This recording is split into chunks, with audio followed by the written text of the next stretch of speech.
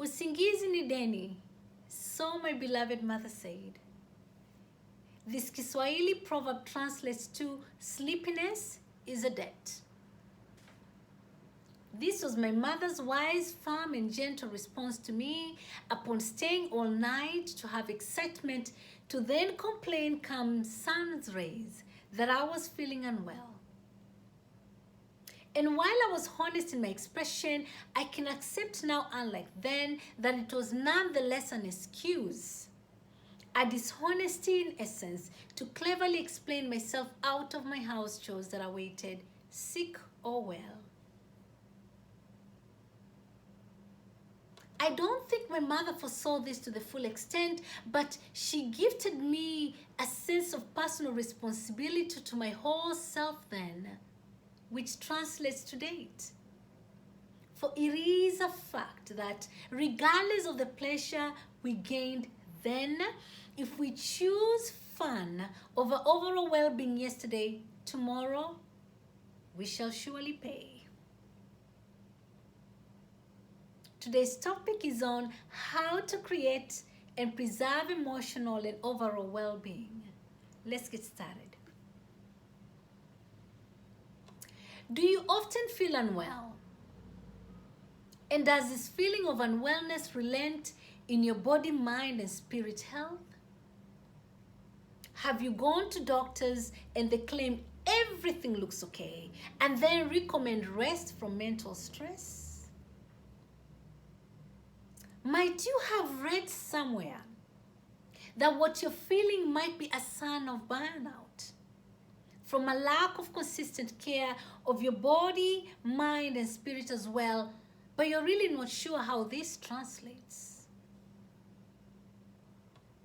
And do you wish to recreate balance in your whole being so you can feel fulfilled and well again as the divine world intended? If you've answered yes to any of the above questions, then this message is for you. And if you've answered no, that is okay. Kindly share, for I am almost certain someone you know may. My mother was one of the most confident mothers I know. And I say that in absolute truth, not because she was my beloved. She parented me and my siblings, biological, adopted, or otherwise, without shame or guilt. After all, in being a dedicated mother, what crime did she really commit to be guilt-ridden? I don't think my mother foresaw this when she said, "Usingizi ni deni Wairimo. Sleepiness is a debt." For I had no words to rebuttal then that ancestral essence. Because think of it. How often do we human beings forgo reason to then give reasons of why we're in the troubles we seem to tirelessly spin? I admit, this life lesson applies to me as well, possibly more than you. For I am human after all, lest I forget.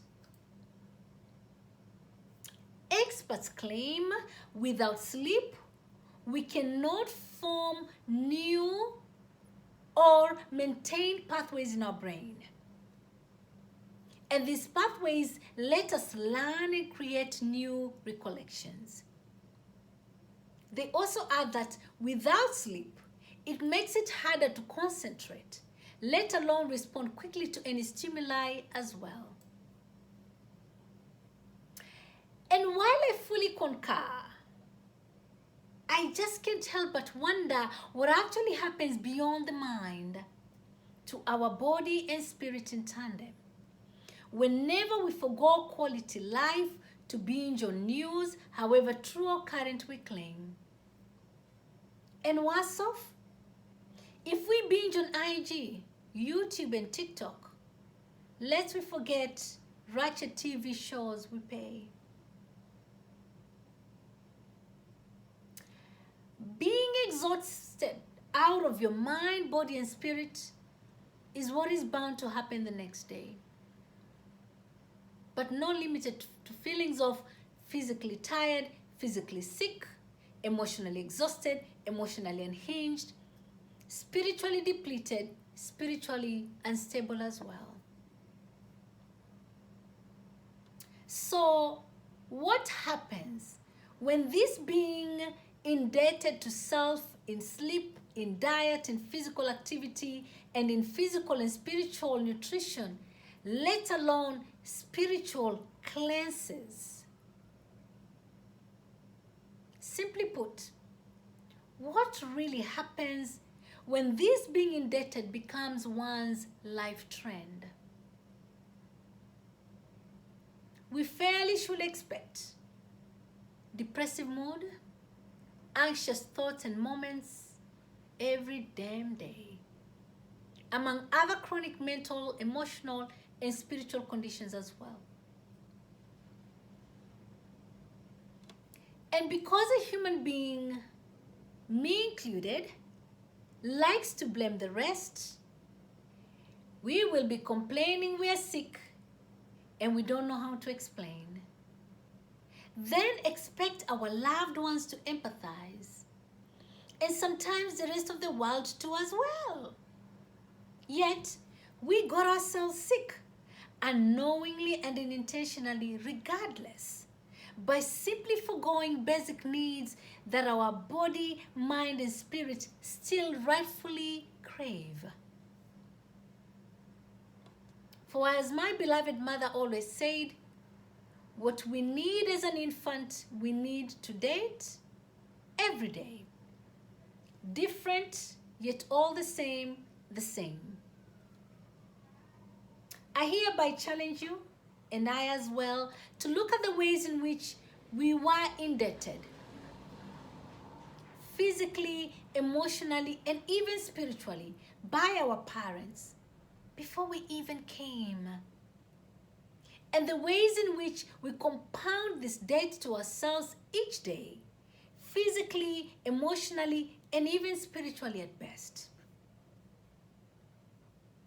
And based on that, I hope you and I can heed to our own bodily warning they call burnout. For illness, physically, emotionally, and spiritually, can't help but find a home in you and I as well. And let's not forget, it is easy to get sick. It is harder to get well. I recently had someone say, if you don't make time for your health, you'll be forced to make time for your illness. If this message has spoken to your spirit and you wish in truth to get help, kindly write me or DM me as hereby noted. And I will do my very best within my human limitations to connect you to the right kind of comprehensive care, your human rights, since then to date. And since trees make up a forest and not the other way around, if you heal one, you heal all. If you heal one aspect of your health, you may inadvertently be healing the rest. For tuning in, I appreciate immensely. And since this is free, kindly spread. May we all be reminded that we are always someone's child. I wish you and I a healthy and happy divine holiday. Amina. Thank you.